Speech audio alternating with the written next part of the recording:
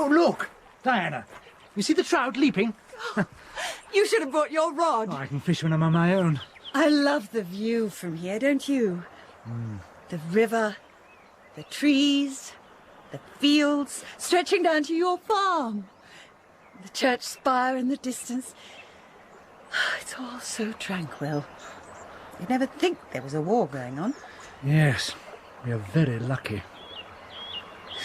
And there's poor Michael. God knows where. You still haven't heard from him? No. Mind you, that doesn't mean a thing. He was always the world's worst correspondent. All those speeches and papers, but he could never write a letter to his wife. I'd better be getting back. Why don't you come and have supper with us, Richard? Won't you put Nanny out? She's never put out by you. You're so easy. Not like Michael. He was always throwing her into a tizzy. I think she quite misses it now he's not here. You will come, won't you? After all, it's your eggs we'll be eating. I'd love to. Thanks. I do have an ulterior motive, too. I need your advice on some more beastly money matters. Any time. Oh, what would I do without you? Mrs. Wentworth? Hello, Nanny. I can't be that late for supper. Oh, Mrs. Wentworth. Thank goodness. I've been looking everywhere. What is it? Sir Ernest Foster's here. He wants to see you urgently. Is it something to do with the Colonel? Oh, my God!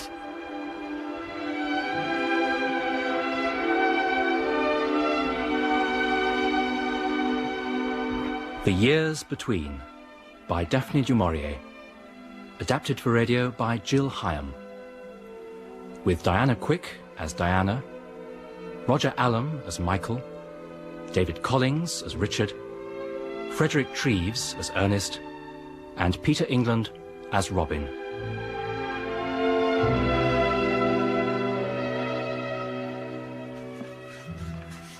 Ah, Mediterranean Sea. Well, strain your eyes in that dark corner, Robin. Put away your book, there's a good boy. Do the blackout while I lay the tea. It's too early yet. Nan, Yes? is the Mediterranean really as big as it looks on the map? Well, you're the one at school. You should know better than me. It looks enormous here. I'm sure an aeroplane wouldn't have much chance of being found once it was forced down. Help me get the tea now. I've managed to get honey as a treat. Come here, Sandy. You're not going indoors. There's Uncle Richard. Hello, Uncle Richard. Hello there. No, Sandy, not with all that rubbish. Now, lie down. Lie. I said lie. Lie. Good boy. The magic touch. So, what have you been up to, young Robin? I've had a cold. Hello, Nanny. Good evening, Mr. Llewellyn. Nanny wouldn't let me go out, or I'd have come over to the farm. Have you come for tea? If Nanny has any to spare. Of course. Go and wash your hands, Robin. Yes, Nanny. And close the door. We don't want any drafts. Mrs. Wentworth not back yet? No, sir. She said she'd take the 3:10 and trust to getting a taxi at the station. No news, I suppose. No, sir. Was she expecting to hear anything in London? I don't know, sir. She said so little to me. Well, you know how she's been ever since she heard. Sort of shut up in herself. And I think how she's lived for the Colonel all these years. I'm sorry. I know how you feel, Nanny. But you mustn't give way. The house would fall to pieces but for you. It's the way it happened that made it seem so dreadful. The plane crashing and no trace found. I know. It's all been such a strain on her. And Robin's not himself. I wish to heaven I could do more to help. Oh, but you do, sir. Just knowing you're there means so much to Mrs. Wentworth. She was saying so the day she went to London. Was she? People know where they are with you. Thank you, Nanny. I must get your tea. Nanny, Yes, sir? I want you to feel, if you're ever worried about Mrs. Wentworth or Robin, you can call on me. Thank you, Mr. Llewellyn. The Colonel never spoke to me that way. Not all the time I've been with them. But then he is a gentleman of moods. Do you think there's any hope, sir? Very little, I'm afraid. Really good scones, these. Shall I pour you some more tea? Yes, please. There's a chap at our school called Dawson. His father was killed last year. Tough luck. I say, it's getting a bit dark, isn't it? What about the blackout?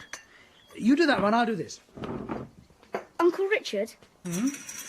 I've decided not to go into the army after all. Oh, why's that? Well, I never wanted to, really. But Daddy was so keen being in the regiment that I felt I had to. Now I can do as I like. Well, there's plenty of time to decide these things. I don't suppose Mummy would mind. She only agreed with Daddy because she had to. There's heaps of things I'd like to do that I've never had a chance to up to now. Fishing, for instance. I'll take you sometime if you like. Would you? Perhaps you could teach me about farming too. I might decide to farm like you. Delighted, any time. I'm glad your leg kept you out of the army. Thank you. She's back. Hello, darling. You're awfully late. Oh, blame the railways. Is your cold a bit better? It's gone completely. Only Nanny won't believe me. Hello, Diana. Richard, how lovely. I was hoping you'd come. Oh, dear, how I hate train journeys these days. What did you do in London? Were there any bombs? No, Did you go to the house and hear any debates? not this time. The postman is a great one for politics. He says nothing will ever be the same when the war's over, that everyone will have lost so much and gained so little. I say, Robin, do me a favour. Take Sandy into the kitchen and give him a rub down. He's too filthy to bring in here. All right, I'll feed him too. Sandy, come on, boy. There's a good boy, come on. I think the postman was right, don't you? Nothing will ever be the same again. But I wish he wouldn't put it in such a depressing way. He's a depressing sort of chap. I suppose we'll all get a little harder and more bitter as the war goes on. Already people have altered since last year. There's not that defiant gaiety there used to be when the bombs were falling every night. It's all become a drab routine. Well, that tends to happen, you know. Danger is a great stimulus. We shouldn't need a stimulus. We ought to feel that kind of inspiration all the time. Diana, did anything happen when you were in London? Why do you ask? When you went away last Friday, you seemed so lost and helpless. And for the past 3 months you've been like that. Ever since you got the telegram. But now, tonight, although I know you're dog-tired, there's a different look about you. Here we are. Nice pot of tea. Oh, thank you, Nan. Drink it while it's hot now. Yes, I will. You're right, Richard. I feel different. I've made a decision. I'm going to stand for North Alsea in Michael's place. Don't look so shocked. I'm sorry, but... You don't think I'm capable of doing it? No, it's not that. Ernest Foster and the others are very keen. They say I'm practically certain to be returned unopposed. You remember Michael's fantastic majority. I don't think you'll find any difficulty in being returned. What then? Are you sure Michael would have approved? But of course. That's what decided me. It's for his sake I'd be doing it. I know what he meant to you, Diana. What he'll always mean. I've lived here long enough to know you never thought about yourself, or even Robin very much, only of Michael. He was the centre of the world you created for him, and now that world has crashed. Do you really want to take his place? Isn't that something he might have misunderstood? Resented even? You think I've suddenly become ambitious, I suppose? That I want some sort of reflected good? No, of course I... Well, you're absolutely wrong, Richard. I've never had any kind of personal ambition. I never wanted to be anything more than a background for Michael, ever. Now, as for taking his place, that would be impossible. I wouldn't even try. Then why? So that he won't be forgotten. Oh, don't you see? This way I can follow his views, his ideals, as closely as possible. I've thought of nothing else all this week in London. It's not a sudden, reckless impulse or some kind of dope to stop me thinking. You don't believe me, do you? I can see it in your face. It's not that. Oh, answer it for me, would you? Hello, the old manor? Yes, she's just come in. Who is it, please? Oh, hold on, I'll get her. It's Ernest Foster. Oh, he said he'd ring to confirm things. Oh, Lord, what shall I say? Shall I ask for longer to think it over? Or say I've changed my mind? Or what? Tell me what to do, Richard. I can't advise you, Diana. It's something you have to decide for yourself.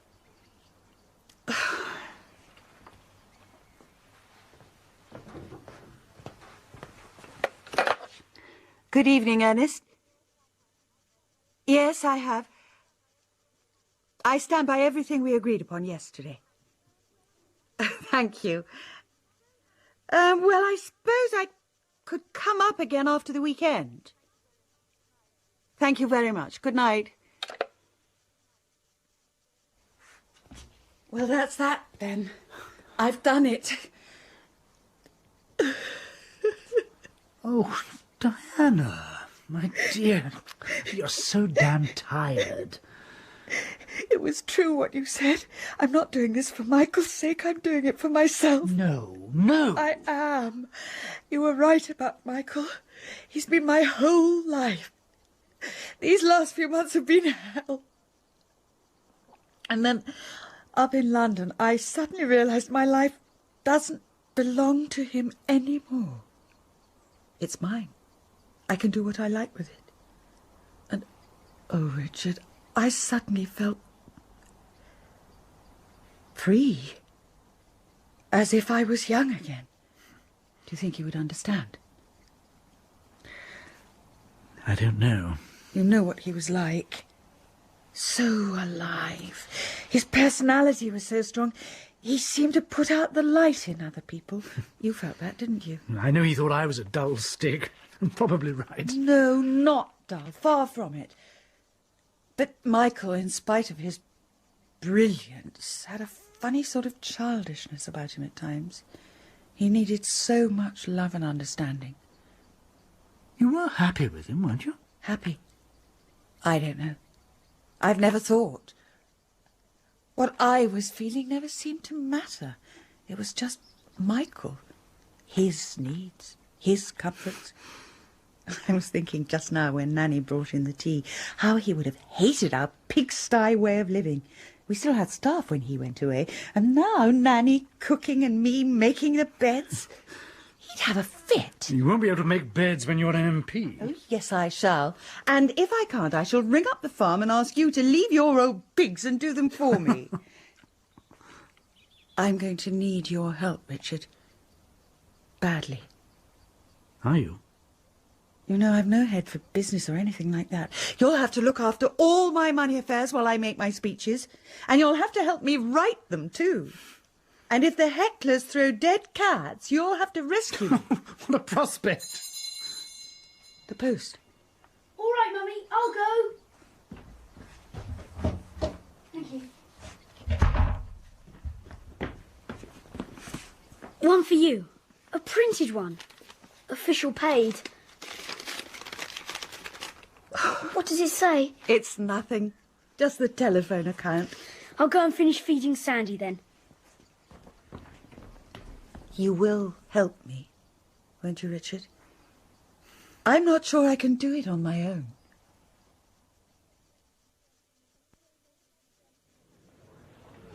And so, ladies and gentlemen, I would like to thank you for granting me the privilege of representing you as the member for North Arlesey. I promise you that I shall do my utmost to carry on the torch that my husband lit, and to work as he did, to make not only this constituency, but the whole country a better place to live in. Well done. You see, I told you you could do it. Not without you.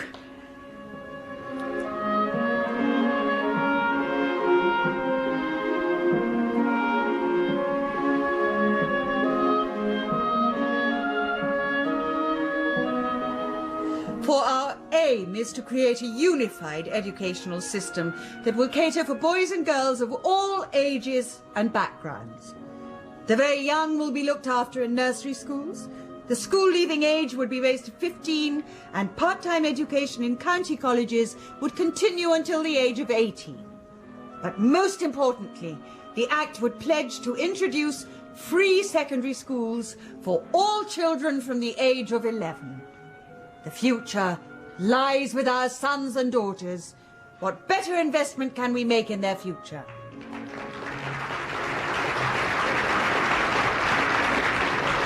Congratulations, my dear. Thank you. You're really making your mark. How proud Michael would be.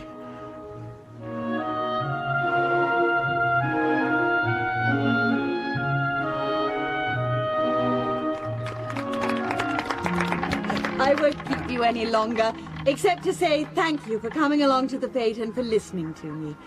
And to those of you who have sons and husbands fighting, may you see them soon.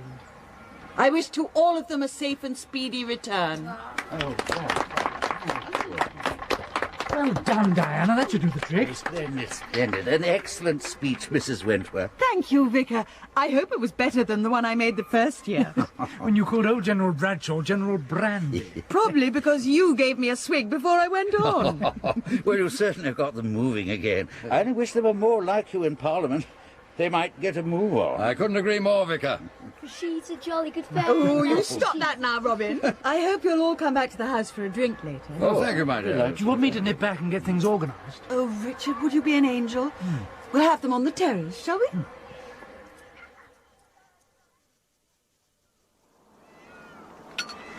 I can recommend this sherry here, Sir Ernest. Yeah, sure can. Pass the cigarettes round, would you, Robin? You know, Diana preached a sermon for me last week. Church was packed, just like the cinema on a Saturday night. Matins at 11, featuring Diana Wentworth. The trouble is that she's gone and spoilt the form for me.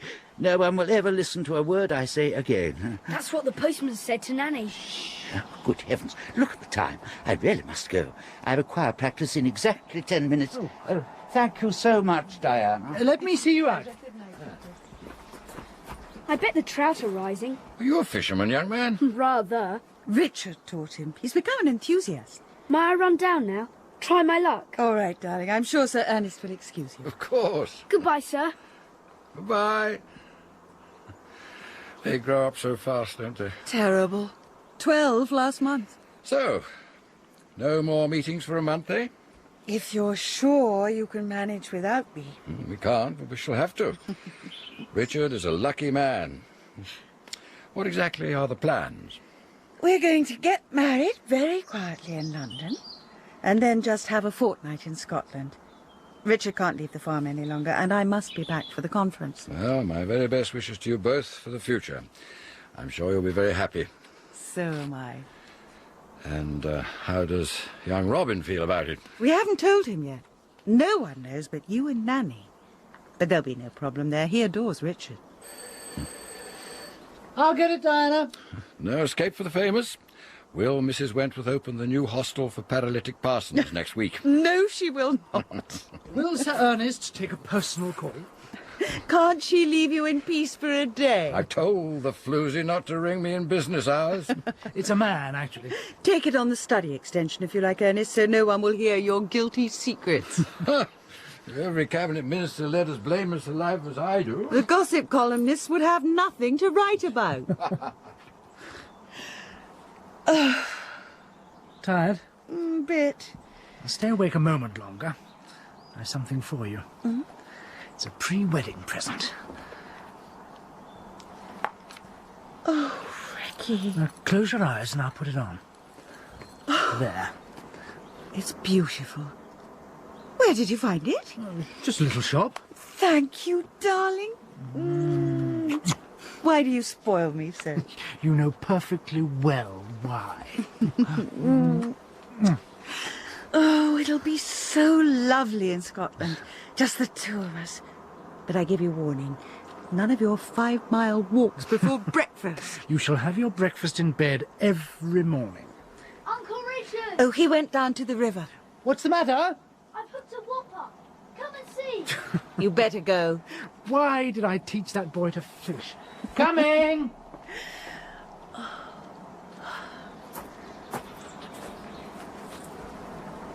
Hello, Ernest.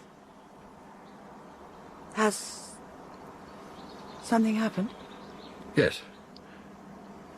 They've been trying to get us for hours. The telephone must have been ringing while we were all at the fete.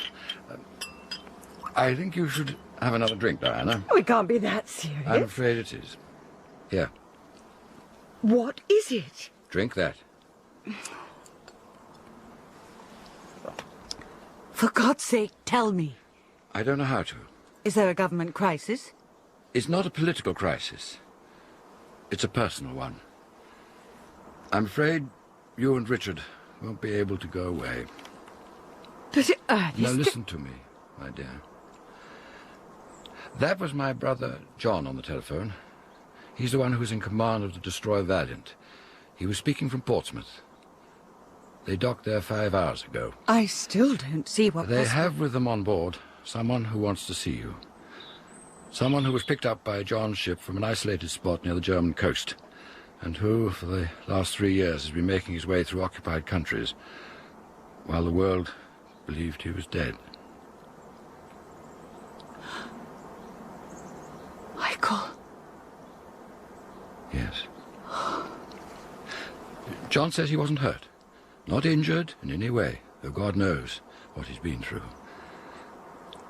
He's just completely exhausted. The only thing he craved was sleep. He was still asleep when they docked at Portsmouth. And as soon as he woke, he asked for you. Michael. John has got him ashore now with the C&C at Portsmouth.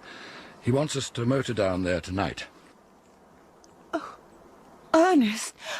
My dear, I wish I knew what to say to you. You know, I'm a very old friend of you both. The thing to cling to is that Michael is alive and well. Yes. I expect you'd rather be alone for a while. Please. Well, take your time. No need for us to start for an hour or two. That is amazing, Rob. Oh, my God. Would you rather I told him? No. I'll go and make the arrangements then.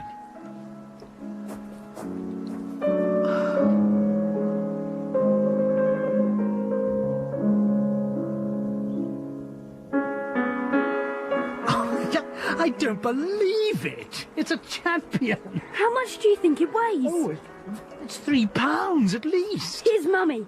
Come and see what I've caught. Blow me, the young blight has landed the biggest fish. What's happened? I need to talk to you, Richard. What's the matter, Mummy? Go along, Robin. Leave us alone. But... Do as I tell you.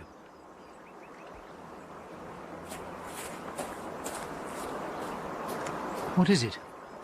It's Michael. He's alive. He's come back. What? They found him somewhere near the German coast. He's not wounded or anything. He's come right through Europe from... I don't know. I couldn't take it in. Yeah. They want me to go down to Portsmouth with Ernest tonight. Yes, of course. He'll come back, expecting to find everything the same. He'll want his home again. All the things he loved. Yes. He mustn't be worried about anything. He'll need peace and quiet. We must keep it from him about you and us. He must find everything unchanged, mustn't he? If you think that's for the best. I can't go through it alone. You'll help me, won't you? Please, Ricky. Please. You know I will. You'll have to be at the farm, of course, for the time being, until we can make plans. He'll expect to find you here about the place. It'll seem quite natural that you've been helping me. I can explain how wonderful you've been over business matters and everything, and how you've helped Robin. Robin. Someone's got to tell him.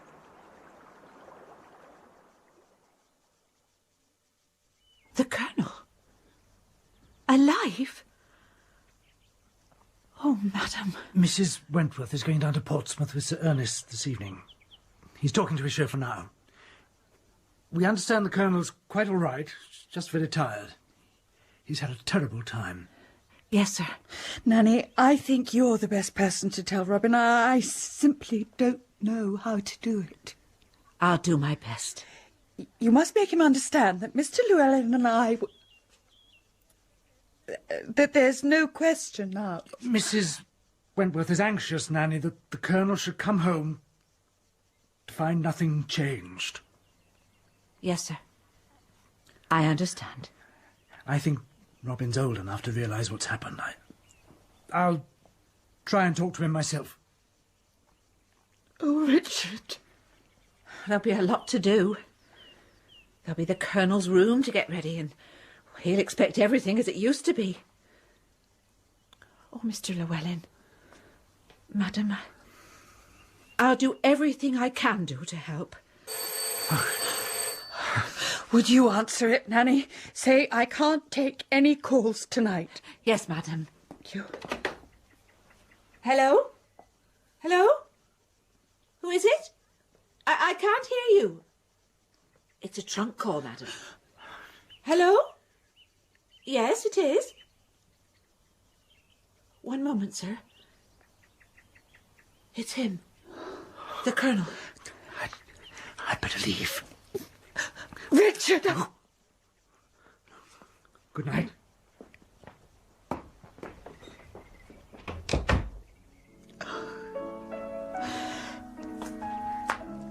Hello? Michael? Oh, Michael. Darling.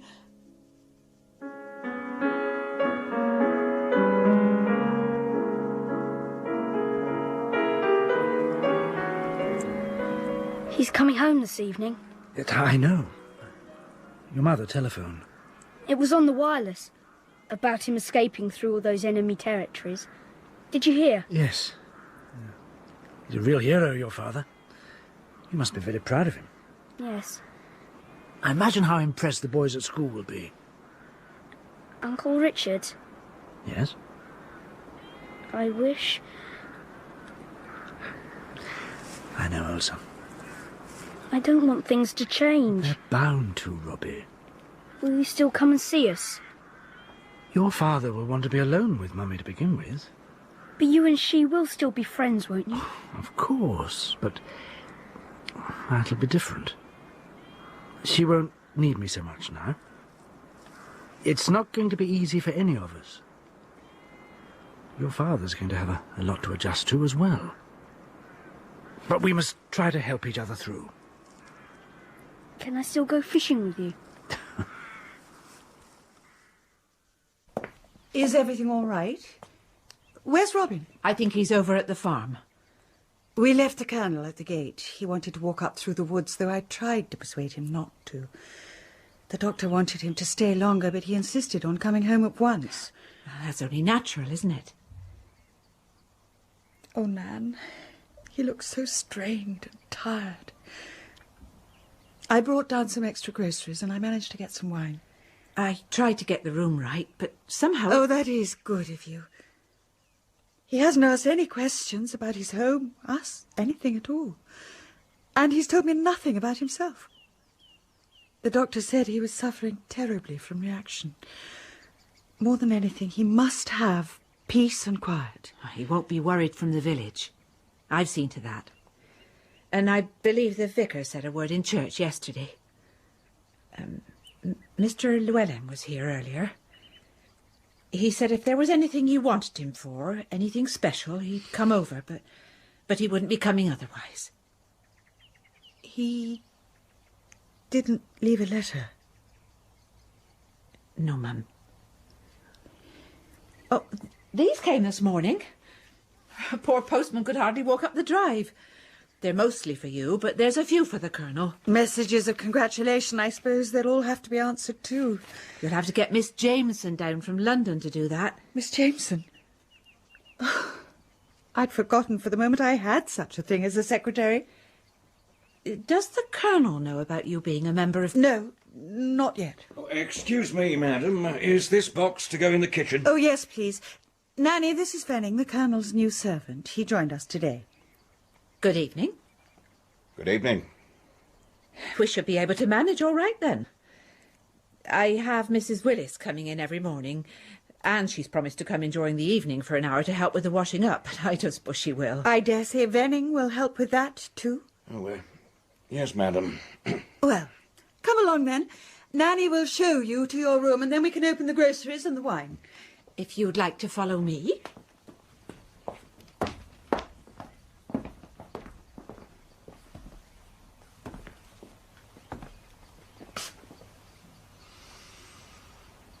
Home, sweet home. Welcome back, darling. All right. Not too tired. Where's the old cabinet? What? Oh, and we had it moved out of the way upstairs. It seemed to take up so much space. Altered the room somehow. Odd. And the table has been shifted too, hasn't it? I don't think so. I used to imagine this when I was out there. All seemed so clear and distinct. There were always roses in a white bowl. There's the bowl. But alas, no roses. I'm afraid I've had to let the garden go. Thompson was called up. I'll have the old cabinet moved down in the morning. Good. And now I come to think of it, that table isn't right. We used to have the flap up. No, don't bother. It doesn't matter. Oh, you've overdone it, walking up like that. Put your feet up and relax a little. Oh. Would you like your dinner in bed tonight? God, no, I'm not a blasted invalid. The doctor said you needed all the rest you could get. Doctors are a bunch of fools and hypocrites. All I need is this. Where's Venning? Unpacking your things. Do you want him? I thought he might open that case of drink. Oh, Nanny and I can do that. Nanny? Lord, I was forgetting her. She's been absolutely splendid. Turns her hand to everything. I don't understand this servant business. Why can't you pay them more? It's not a question of money, darling. They've all been called up. Well, Venning will do the dirty work. Venning? Venning is upstairs. Can I do anything? Nanny. Welcome home, sir. Return of the soldier. And all the trumpets had sounded for him on the other side. How are you, Nanny? Very well, thank you, sir. He hasn't changed much, has he, madam? A little thinner, perhaps, but otherwise just the same. Yes, just the same. Only rather more difficult than before. You can't be a fugitive for 3 years and get away with it entirely. No, sir. Half-starved I was most of the time. Practically naked. Oh, Michael. Now, why, I'm not going to force my lurid tales upon you. I'll save them for the House of Commons. As Colonel Wentworth walked into the strangers' gallery, cheers echoed from end to end of the historic building. Or didn't they? All right, Nanny, would you go and open that box of wine in the kitchen? Yes, madam. Poor Nanny. She's never been at ease with me since I told her that Robin was the worst-mannered child in the country. She's very devoted to all of us. Fidelity is always touching. That's a hell of a lot of correspondence you've got there. What's it all in aid of? The conquering hero? I expect so.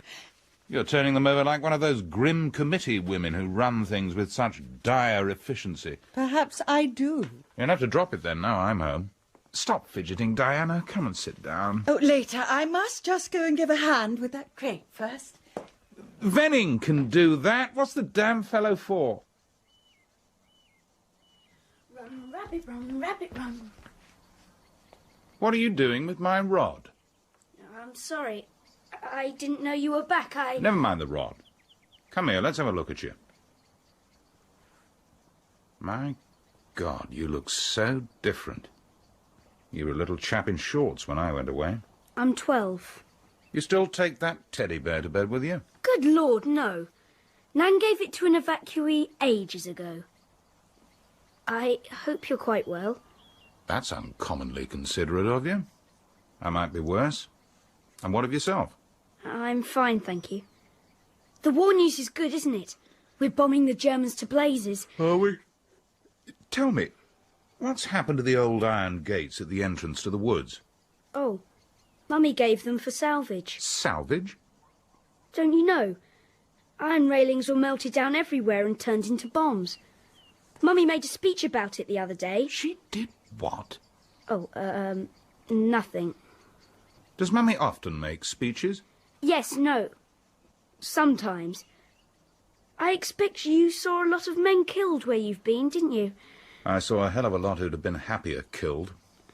But tell me more about the iron gates. That's much more important. I don't really know anymore. I think I'll go and see what Mummy's doing. Mummy went to see what Nanny was doing. I expect they're seeing about supper. It's made a bit of extra work, you see. You're coming home. I'm sorry. Oh, careful. Sorry. Where shall I put the drinks, sir? Oh, stick 'em anywhere. Move that junk off the table. Have you come across an old brown velvet jacket hanging in the wardrobe upstairs, on the left as you go into the room? There's nothing hanging in any of the wardrobes, sir. No, I suppose there wouldn't be. Shall I pour you one, sir? Yes. Thanks. And can you pass me those letters on the side? Will there be anything else, sir? You might ask Nanny if all my clothes were given away. Yes, sir. Let's see now. Colonel Wentworth, Mrs. Wentworth, MP. Mrs. Wentworth, MP. Diana? Diana? I'm sorry about your brown jacket. Venning just asked me. You see, there were all these bombed people, and we Never mind thought... the jacket. What is it? Is this true? Mrs. Wentworth, MP. Yes.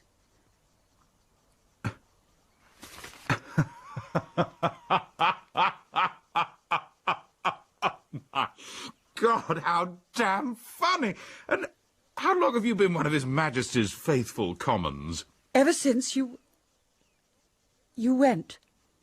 It was for your sake I did it. And they pressed me, Lord Gresham and Ernest Foster and the others. What was your majority? I was unopposed. Sob stuff, I suppose, widows' weeds and so on. Perhaps. My husband gave his life for his country, and for those of you who hold his memory dear... Please, Michael. Well, isn't that the line you took? It never fails. You're angry. Why should I be angry? It's the funniest thing I've heard in ages. I told you when you were sorting through those letters that you look like a woman who sits on committees. What a shot in the dark. Michael, darling, of course it's a surprise to you. It was to me. I never thought for a moment I was capable of carrying out the work I do today. What else have you achieved besides giving away my gates for salvage? The gates? Oh, the salvage drive is just a local thing. No, I mean work in the House. We got the education bill passed. I was on the committee and they used one or two of my suggestions. My, oh, my. It will have a tremendous effect on the schools. They're considering a form of national service, too. Are they indeed? And we're hoping to get the housing bill through during the next session. Oh, Michael, the things I've learnt. The living conditions we've allowed to exist all these years. And yet we call it a civilised country. So it is. Damned civilised compared to the countries I've come from. Yes, but that's different. Is it? Go on. Tell me more about your housing bill. I have the report somewhere. You shall read it after supper. There won't be a single house after the war, or a flat, or a tiny cottage without a bathroom. And that's just one small step. Supposing people don't want baths. Oh, they won't get away with it. Inspectors will go round to make sure the baths are used.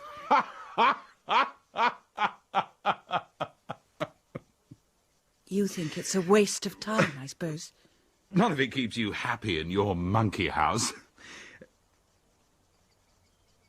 I'm sorry. I didn't mean to hurt you. Just that I've been living all these months in such a different world. I know. I do understand. No, you don't. I told you just now that when I was out there, I used to imagine this house, this room. I saw nothing changed. And I'm not the only one. All those ordinary chaps, they want to come back to the life they knew.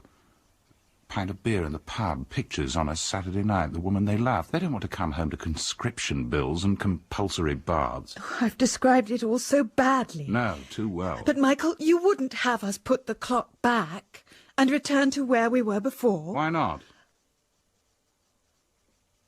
I thought we were fighting for a new world. Was the old one so bad? Well, I don't know. But I think we all feel rather differently about it here at home. Safe in an English churchyard snore the businessmen who won the war. While by the foreign seas they crossed it, happens lie the men who lost it. Oh, Michael, I wanted your homecoming to be so peaceful. And now I've spoilt it for you. Now I'm to blame. I might have known the picture couldn't quite come true. The iron gate's gone, and the roses, and Robin, a schoolboy in long trousers. Let's forget all about it, shall we? Will you also forget that I'm a member of Parliament? You enjoy it, don't you? Yes. Yes, I do. What is it, Venning? The nurse wishes to know about the time for dinner, madam. Tell her we'll be ready in half an hour. I never used to eat this early. In those days, Nanny didn't have to act as cook as well as everything else. It suits us better this way.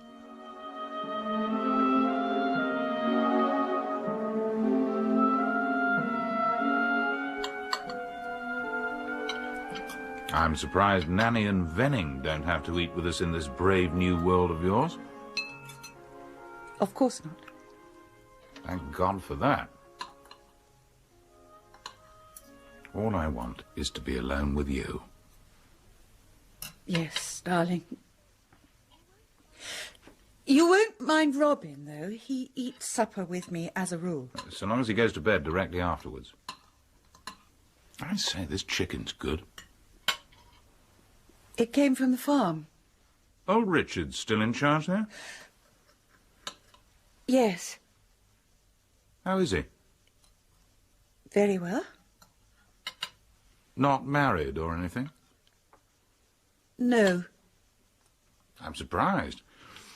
I'd have thought one of those buxom land girls would have snapped him up by now. Well, they haven't.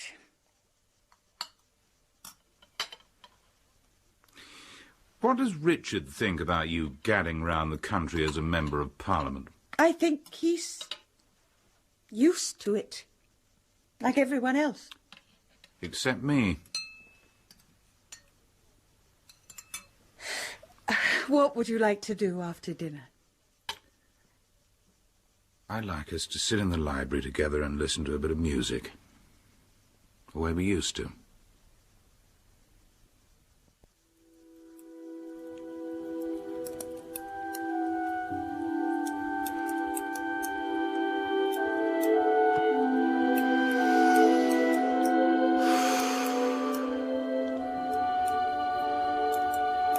Where's that tapestry work you used to do? I gave that up a long time ago. It was so restful. Yes, but it wasn't any use to anyone. This is a balaclava helmet. I have a working party in the village, and everything goes up to a central depot. It's truth. What do you think about when you're knitting the committee stage of the housing bill? No. No, I was just thinking how strange it is. You and I sitting here together, just like old times. Almost as though nothing had ever happened. Has anything happened? No. Of course not. Only the war.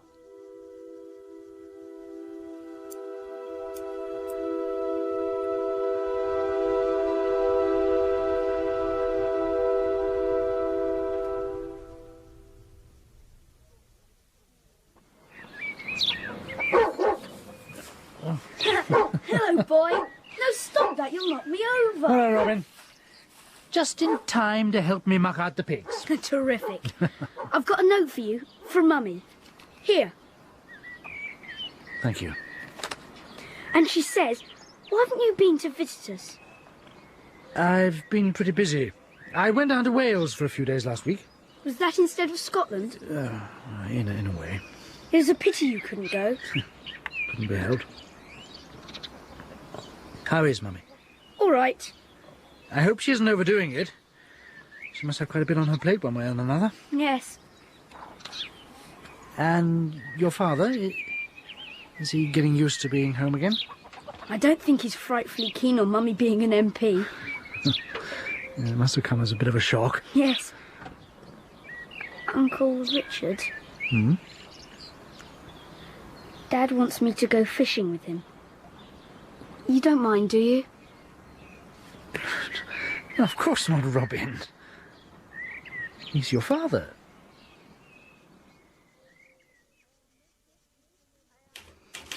I am most grateful for your message of congratulation on my husband's miraculous return. I am at present rather uncertain of my movements, and under the circumstances I feel it best to refuse your kind invitation to speak at the annual meeting of the British Women's Council. Yours sincerely, etc. Was there anything else? Miss Gower asked you down on Wednesday week, if you remember, for an inspection. I left it open because I thought you might be especially interested. I am, but I don't see how I can manage it. Diana, look, it's too bad. These books are absolutely green with mildew. Are they? Yes, my first editions, too. And where the devil do you think I found them? In an old box in the garage beside a lot of junk. Oh, darling, I'm terribly sorry. I'll go through all of them later. But I must get through these letters first. You say that every morning, and yesterday you went through till lunchtime and then dashed off to some totally unnecessary meeting in the afternoon. It wasn't unnecessary, Michael. It was very important. A lot of women yattering about nothing at all. Your wife is a very busy person, Colonel Wentworth. You've said it, Miss Jameson. So damn busy she hasn't time to look after her home or her husband. Well, go ahead, both of you. Don't mind me, I won't interrupt your affairs of state. Where were we, Miss Jameson? About that letter to Miss Gower. Perhaps I should ring her personally. Then there's only the message you promised to send to the big GTC rally at Westminster. You remember we started it, and then we were interrupted. Oh, yes. Let's see. Nothing will matter to you any more now but your duty to your country. Just as you once played for the side in hockey or lacrosse and thought only of your school team, so now you will put aside all thought of personal selfishness and become one small unit in the great army of women that is helping in so large a measure to win this war.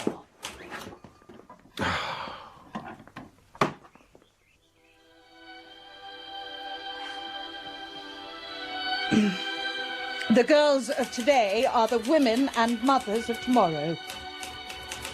Much of the responsibility of today will rest upon your shoulders. We none of us want to return to the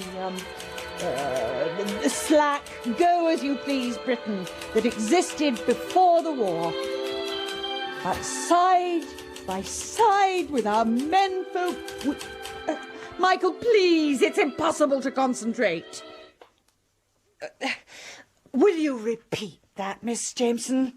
Side by side with our menfolk.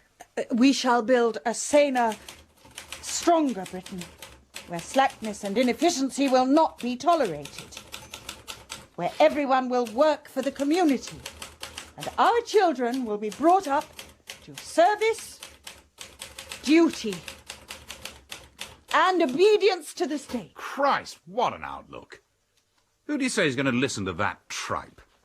The Westminster division of the Girls' Training Corps. You mean to tell me that old Gresham and Ernest Foster and the rest talk that language too? What's wrong with it? Before I left this country, I remember making a speech in the House about freedom. The right for every man to think for himself, choose for himself, and do as he bloody well pleased. I understood that was what we were fighting for. So it is? You could have fooled me. I think, Miss Jameson, we'd better leave this until tomorrow. I've spoilt your train of thought. It doesn't matter. Oh, but it does. Those girls are the women and mothers of tomorrow. You mustn't keep them waiting. Goodbye, Mrs. Wentworth. How many words per minute, Miss Jameson? 65. Admirable efficiency.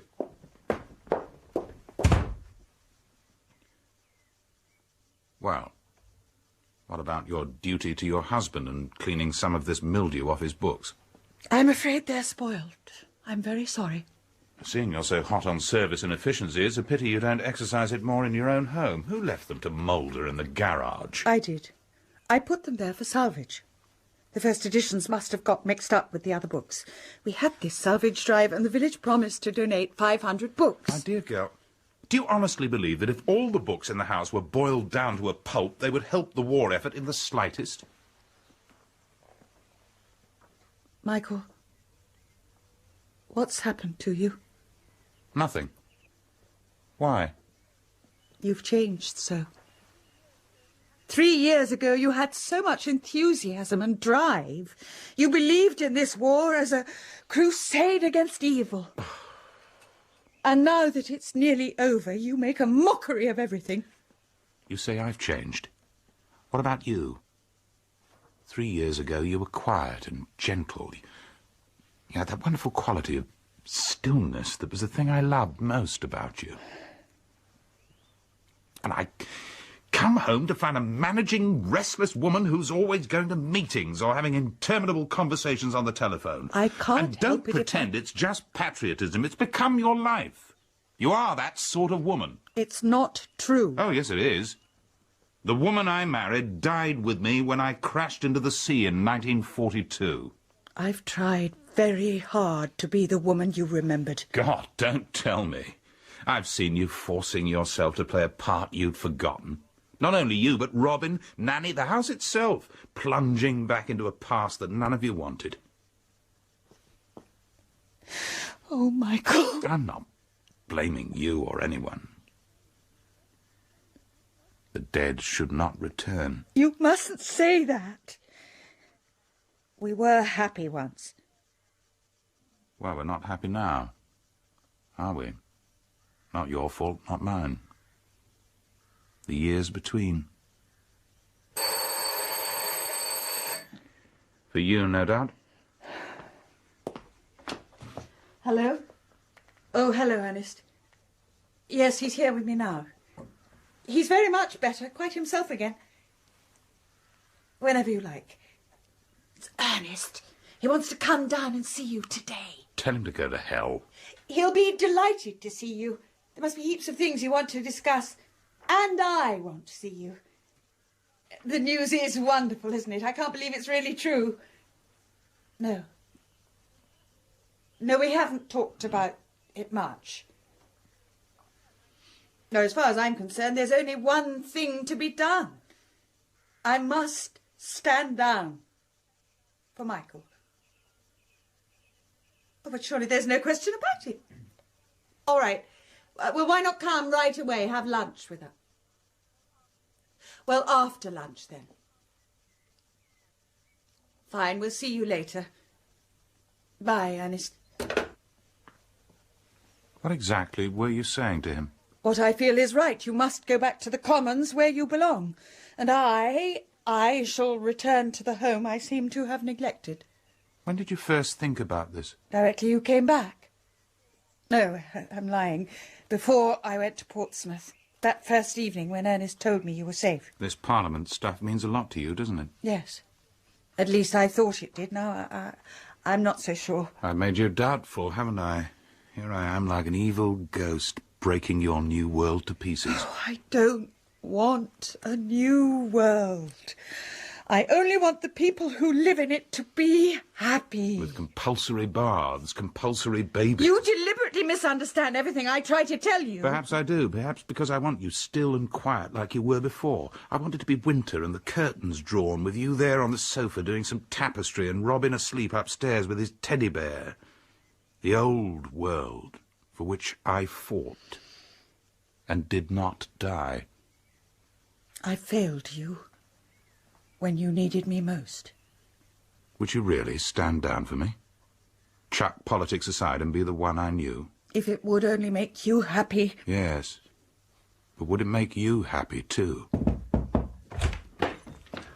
Look who's come to visit me at last. Richard Coeur de Lion. Greetings. Michael, it's good to see you in one piece.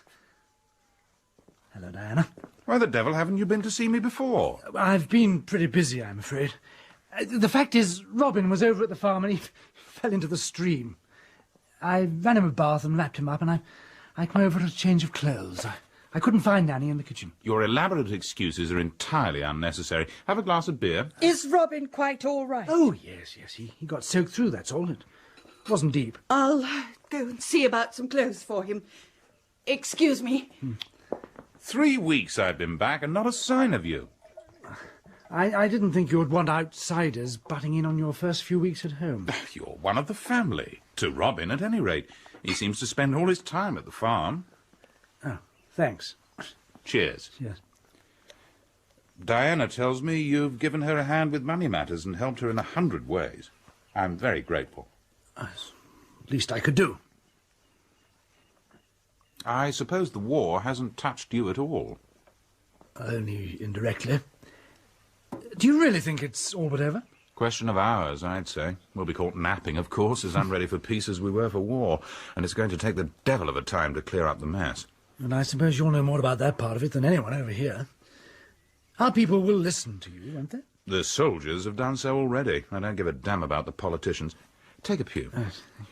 You know, what impressed me enormously was the work of the underground movements. Did you come across many of them? The resistance chaps, I mean.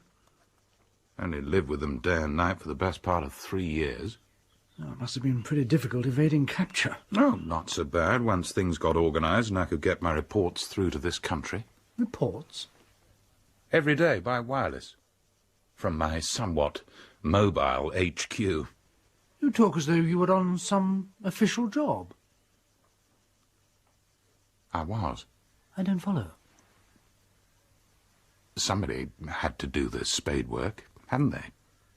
Somebody who knew the countries, spoke the languages, someone who was supposed to have gone to glory when his plane crashed in the Mediterranean. What do you mean? It was all planned? The crash, everything? Yes. Meticulously.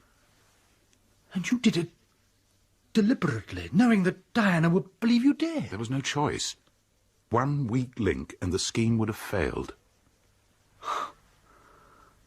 I suppose you're the most courageous man I've ever known. Not courageous. Just filled with a sublime conceit. Does Diana know? Not yet. I don't think I should tell her if I were you. You think a woman wouldn't understand? She might find it difficult. I mean, all those months of anguish. I don't know why I told you. A sudden impulse. We've never known each other very well, have we? No. Well, here's to our closer friendship. I'm afraid that's not very likely. What do you mean? I'm leaving the farm in a few days. For good? Yes. Yes, I've taken a small holding in Wales. What on earth for? I was brought up there. I've always loved the place. And if this war is really ending, there'll be plenty of work for me to do there. I say, Richard, I am sorry. Diana and Robin will miss you so much. I don't think so. Not now they've got you home again. You took an awful risk, didn't you, when you crashed into the sea? Yes. Sometimes, out there, I wondered what I should feel like if I came home and found that Diana had married again. God, it was one of my worst nightmares. Instead of which I returned to find her a blasted politician. Have some more beer? No, thank you. I must get back to the farm. Here's a sweater and a pair of shorts. He's so untidy, things all over the place. Have you heard, Diana? Richard's going to leave us. Leave us? What do you mean?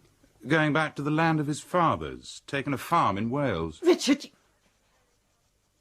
that's a very sudden decision, isn't it? Not so very sudden. When do you propose to go? In a few days. War will be over any time now. I'd like to be in Wales when the aftermath begins. Help straighten the muddle. The aftermath. That goes for all of us, I suppose. It will take us the rest of our lives to straighten out the muddle this war has made. Who's being bitter now? Why don't you stay to lunch? Robin will be waiting for his clothes. Venning can take them across to the farm. Tell him he must stay, Diana. Yes, why not? If we're not going to see much of you in the future. Talking of which, let's find out what the latest news is. Yesterday, at 2:41, Grand Admiral Dönitz, designated head of the German state, signed an act of unconditional surrender of all German land, sea and air forces in Europe. Hostilities will end officially at 1 minute after midnight tonight. His Majesty the King will broadcast to the nation and the world this evening at 9 o'clock. Peace finds us somewhat ill-prepared.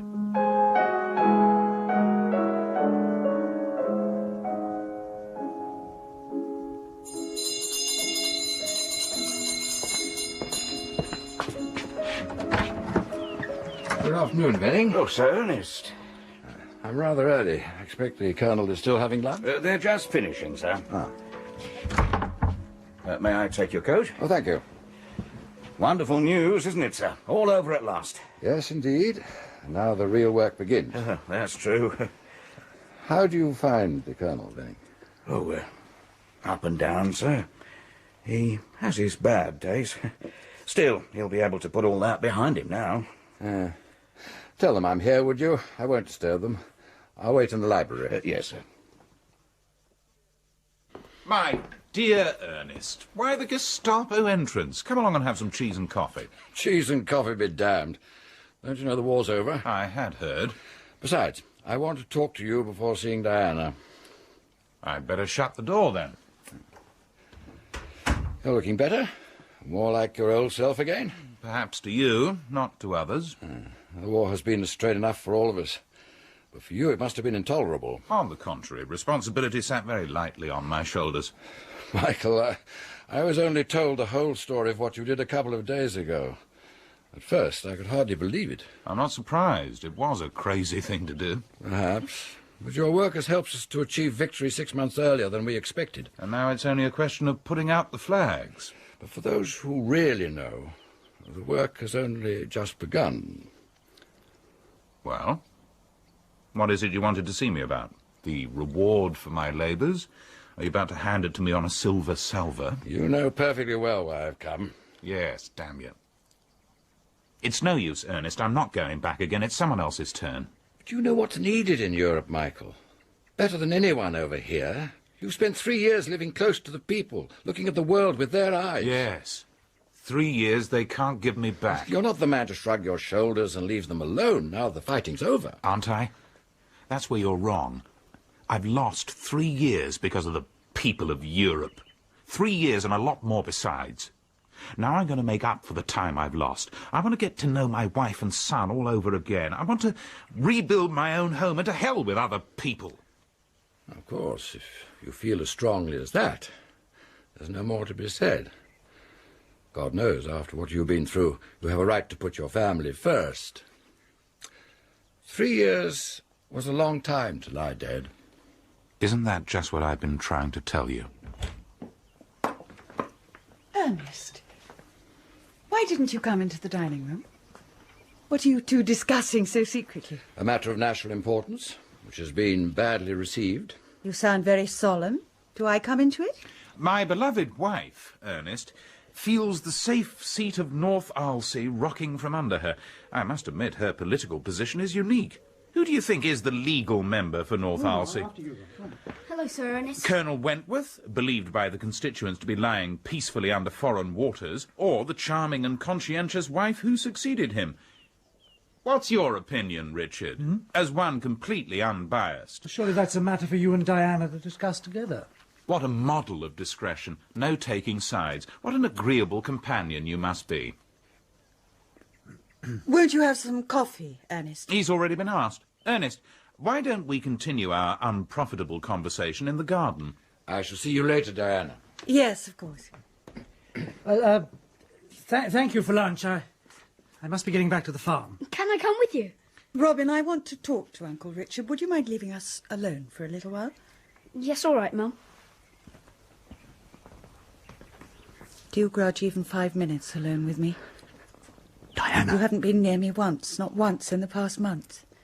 And when I stoop to sending you messages by Robin, you don't even answer them. I'm sorry. And now you're going away. What else can I do? Don't you love me anymore? Love you? Christ. Do you know what it's been like for me these days and nights? Oh, Ricky. Dad, can we go fishing tomorrow? Yes, but bring your own rod. You see, that's why I have to go away. Don't let's pretend to one another. Do you want me to visit you when Michael's not there, to meet you secretly in the woods? Do you want me to be that sort of man? I don't know. I can't go on like this any longer. Oh, my love. I've tried so hard to be the same for him, the one he wants, the one he used to know. But it's no use. I'm not that woman anymore. But he loves you. Even so. I'm not even sure of that. He's so different, so bitter and strange. Oh, I know he's been through hell, and I shouldn't criticise, but none of our interests are the same, none of our thoughts. We're just not in tune anymore.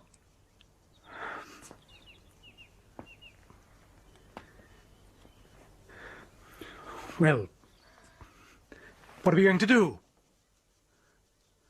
Are you thinking of telling him about everything? I don't know. Would you really do that? Come away with me to Wales? If only. Shall I tell you what would happen if you did? We'd find a little happiness together for a time. We'd build a cottage in the wilds and think only of ourselves. And then, gradually, his shadow would come between us. And there'd be no peace anymore. Only doubt and guilt. I'm right, aren't I? And if I stay with him and you are alone, do you think that will give me peace of mind? I don't know. But he is your husband. And you have Robin. I mean, that'll always be a bond between you. We were going to be so happy, you and I. Yes. It's the little things I miss so much. You going through my speeches with me. Correcting my grammar. You doing my income tax. Our funny suppers on a tray. Other people snatch happiness and find a middle way. It wouldn't be so difficult for us, We are would it? not other people. We're neither of us any good at deception.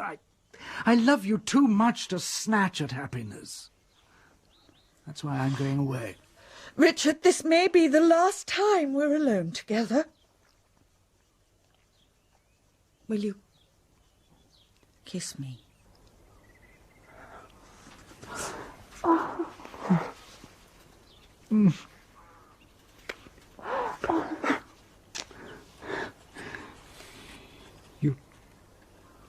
You do know how much I love you. Yes. I'll go out the back way. Goodbye.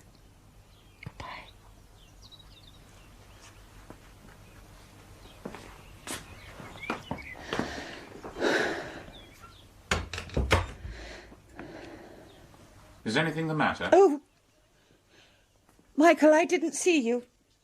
No, why should there be? You look a bit pale. Where's Richard? He's gone. Elusive fellow. I was just telling Ernest here about your stirring message to the girls' training corps. I wish you'd keep your mockery to yourself. Here we are, Ernest. The efficient Miss Jameson has left her a carbon copy, the climax of the speech about the stronger, saner Britain. Please, Michael, don't... Our children shall be brought up to service, duty and obedience to the state. Damn good thing, too. Thank you, Ernest. Oh, yes. The girls of the GTC will come away bursting with enthusiasm. But does Diana really mean it? Are any of us here prepared to sacrifice ourselves to service, duty and obedience? Sometimes there is no alternative. Rubbish. There is always an alternative. We can throw our cap over the mills and say to hell with this. Isn't that so? Diana? I don't know. Wouldn't you like to try? Just as an experiment? For months I've been trying to persuade Diana to run away with me, but alas, she will insist that members of Parliament don't do these things. But I don't intend to be a Member of Parliament much longer, as I've already told you. Now Michael is home, I've no right to the seat at all. There'll be a general election in a few weeks anyway. You know, Ernest, her face alone is good for a couple of thousand votes. No, Michael, I'm serious about this. Ernest, you believe me? Of course I do. But I assure you the people of North Owsley would far rather be looked after by you than this madman. Anyway, he tells me he's going to forsake public life and take his ease. He turned down my proposal before I even made it. And what was your proposal? Ernest and his fellow conspirators want me out of the way again. He's come down to offer me a job, which I declined to take. What kind of job? A kind of benefactor come policeman. Won't you tell me the truth, Ernest? He's talked in riddles ever since he came back. I know nothing of his life these past 3 years except what I've read in the newspapers. He doesn't want to tell me about it. Too many ghosts looking over my shoulder. Perhaps Michael wants to spare you the history of his 3 years, Diana, just as you might want to spare him yours. Anyway, you can take from me that your husband is one of the bravest men alive. Oh, no, he's not. He's an almighty coward. He's so afraid of being hurt that he would like to walk the world blindfold with his fingers in his ears. Michael! Hello? I'm back! There's the poor devil I'm sorry for. He's the one who'll have to pay for all the mistakes we make. Hello, darling. Come on in, Robin. Ever drunk champagne? I don't think so. Well, we're going to drink it now. Venning? Champagne at 3 in the afternoon. What better way to bring in the peace?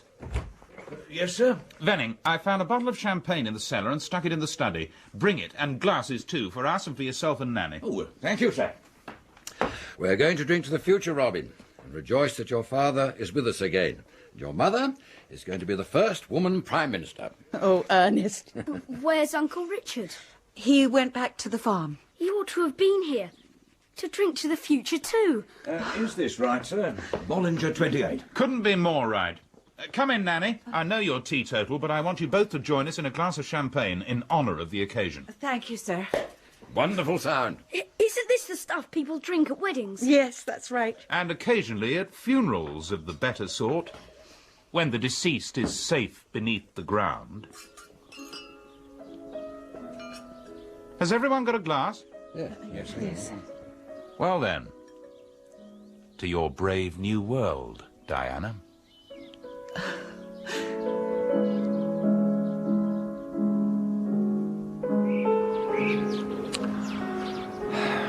What a beautiful evening. A fitting one for peace. The birds think so too. More coffee, Ernest? No, thank you. Oh, you mustn't let me forget the time. I've got to drive back to London before dark. Can't you stay and hear the church bells? They're all going to ring again tonight, before the 9 o'clock news. Ours are going to ring in the village here, aren't they, Mummy? Not like on Sundays. No, the genuine peal like we had before the war. Do you remember when we last heard that, Diana? No, when was it? That Sunday in September, before war was declared. We went to church together. You were wearing a blue check suit. Suddenly the siren went. You put out your hand to me. It was in the middle of the creed. Yes. I remember now. A long time ago, that. Anyway, you both came out of it unscathed. Oh, yes. We were the lucky ones. Come and show me the blue border, Diana, and we'll pretend the war never happened. Alas, the blue border went a long time ago. There's a lot of beetroot there now. Why don't you take a look at that? Why not? Matter of fact, I've become rather addicted to beetroot. Ugh, I hate it. I think I might go and sort out the rest of my books. Do you want me to help you, Dad? No, it's all right. I might go over to the farm then. See what Uncle Richard is doing. How do you feel about him going to Wales? It's rotten. I'm sure he doesn't really want to go. The farming's not half so good there. You like him, don't you? You bet. He taught me to fish. With my rod. We didn't know you'd be coming back. No. That must have made rather a difference. It'll seem strange without him. Though lately, of course, he hasn't been here like before. Before I came home? Well, yes.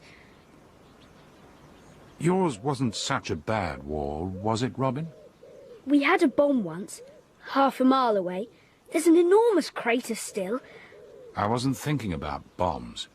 Yes. Tell me something, Robin. What plans did you and Mummy have for your Easter holidays? If I hadn't come home. Oh, I was going to stay with Dawson. That's a school friend of mine, for part of the holidays, while Mummy and Uncle Richard were... Yes? It's all right, you can tell me. were in Scotland. Scotland? Whereabouts? Some little cottage Uncle Richard had taken. They were going to do all the cooking themselves. Then Mummy had to be back before the 29th because of a meeting in London. And we were all three going to the flat to have a week doing theatres and things before I went back to school. I'm sorry I spoilt the plan. You couldn't help it. Run along to the farm now. Are you sure you don't want me to help with the books, Dad?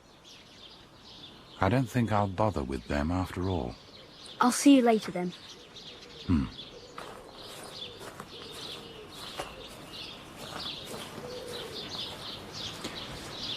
Venning? Venning? Venning? Sir? I shall be going up to London this evening with Sir Ernest. Will you pack a suitcase with my pyjamas, shaving kit, usual things? Sir. And I shall want you to travel up by train in a day or two. I'll let you know what I need. Sir? All right, Venning. I suppose we'll have a national government for the next few years. The country won't be prepared for such violent changes all of a sudden. We'll see some new faces, I dare say, which will be quite a good thing. I'm getting tired of a lot of the old ones. But no one's going to start a revolution.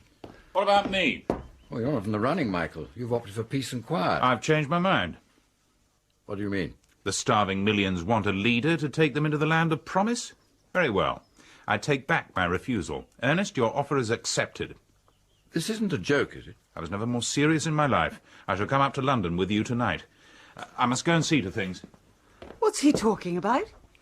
I had a feeling he wouldn't back out of it. What is it you're asking him to do? The government want him back in Europe, but this time in the political field. There's no one better equipped for the job.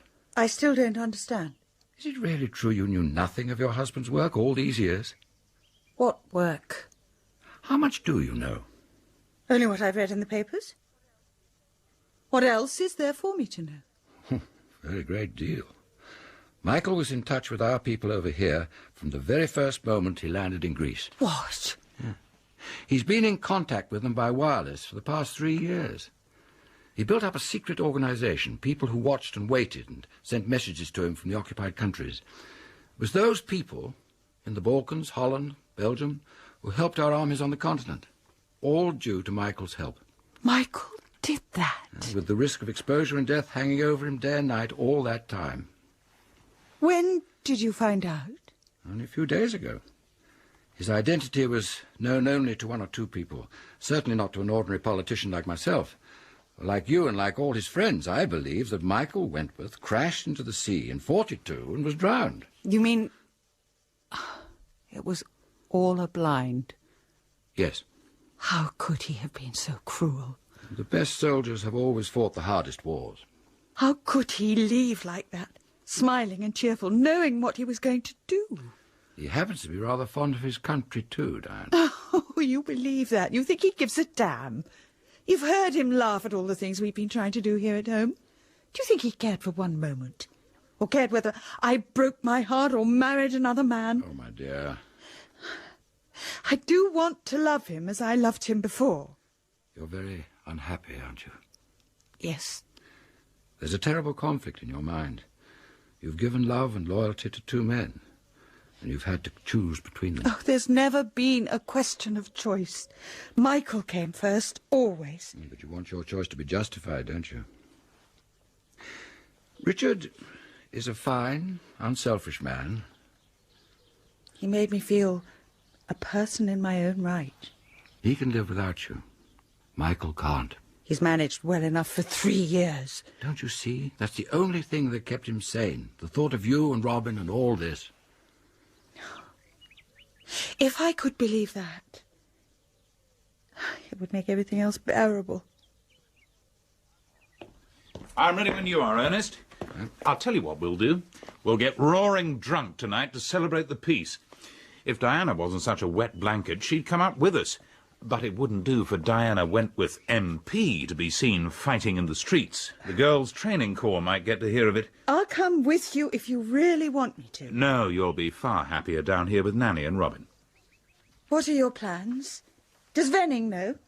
Have you given orders about packing? Yes, everything's laid on. I'm a quick worker when I get going. You can give me a bed tonight, can't you, Ernest? Yes, of course. Why didn't you go to my flat? Your flat? Oh, I'd forgotten about that. Do? You haven't seen it yet. I don't think I'd want to. I'd feel wrong there. Oh, what nonsense. Why doesn't Diana come up in a few days and both of you go to the flat? You won't be off for a while, I imagine? Yes, why not? Where will you be going this time? Germany, I suppose, to join the fun and frolic with the rest. Michael, Ernest's told me the truth about what you did. How very indiscreet of you, Ernest, to give away state secrets. Isn't it time your wife knew something about your life? My dear chap, it's always a mistake to find out too much about anybody else's life, and the closer you are to someone, the less you ought to know. Cynical nonsense. Do you really mean that, Michael? Of course, my sweet. What about a little drink before we go, Ernest? Not for me. Actually, I haven't the slightest idea what I'm going to do, nor has Ernest. But I suppose first thing tomorrow morning I shall be dragged like a reluctant schoolboy before a lot of old gentlemen, and they will talk me over for a week, and then decide to send me in a special plane to some godforsaken spot, and this time I really shall fall into the sea. Stop that now, Michael. Well, I'll just go and tell the chauffeur that we're leaving. Ernest being tactful. Is it really necessary for you to dash off with him this evening? Once I've made up my mind about a thing, I like to be off and away, you know that. Anything else is anticlimax. Why are you doing this, Michael? Is it a sudden wave of patriotism? It isn't that, is it? Not exactly. What then? You came to a decision today, didn't you, that was difficult for you to make. Don't ask me how I know. I understand. Oh, Michael. And I thought, if you could win your battle, so could I. I suddenly realised that if we are going to make any future for Robin, for ourselves, I've got to help those people in Europe, just as you're going to help those over here. There can be no sitting back yet a while. Not for our generation. That's the way you used to talk to me. If you really feel like coming up in a few days, it'd be nice to see you. Here's this young fellow back. Why don't we take him with us, man? He wouldn't want to come. Why are you going to London, Daddy? I've got to see some people. When are you coming back? I'm not sure. You must come up with Mummy in a few days and join him at the flat. Before I go back to school? Yes. Smashing. I'll see you out there, Michael. Me too. Yeah. What's the fastest your car's ever done, Sir Ernest? About 60 miles an hour. Don't come out. I hate anyone waving goodbye from a doorstep. It gives one such a feeling of finality. There are so many questions I haven't asked you. I wouldn't bother if I were you. Will you promise to tell me next time you pretend to plunge into the sea and drown? Next time I'll take you with me, and we'll make a proper job of it. I believe you enjoyed it, Michael, and never thought of me at all. I didn't think of anyone. You remember the Irish airman? I quoted him to my sergeant pilot before we crash-dived. Nor law nor duty bade me fight, nor public men, nor cheering crowds. A lonely impulse of delight drove to this tumult in the clouds. Good night, my darling. Good night.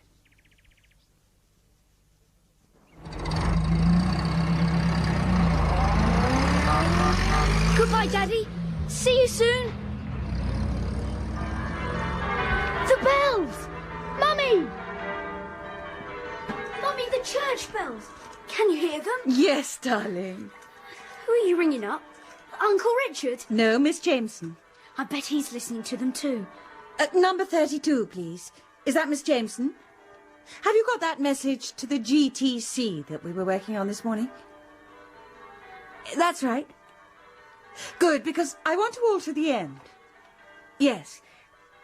Just put instead, we hope to build a wiser, happier Britain, where our children and ourselves shall grow in courage, faith, and understanding.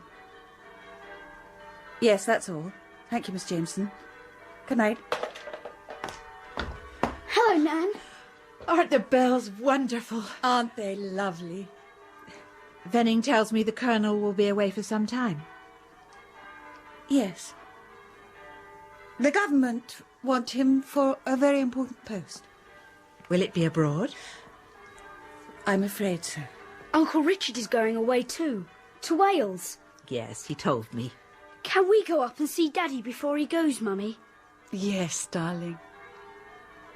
It's strange, isn't it? I was saying to Venning in the kitchen. All over the country, people have been longing and waiting, praying for this day to come. And now that it's here, it's been just like any other day. The war's over.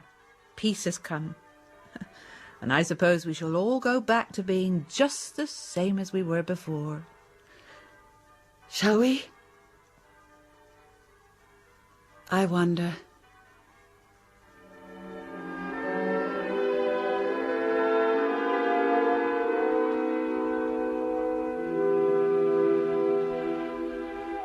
The Years Between by Daphne du Maurier was adapted for radio by Jill Hyam.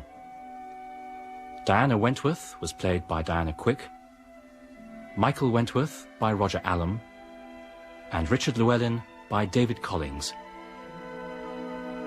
Sir Ernest Foster was played by Frederick Treves, Robin by Peter England, Nanny by Tessa Worsley, Venning by Michael Tudor Barnes, Miss Jameson by Julie Bond, and The Vicar by Derek Waring.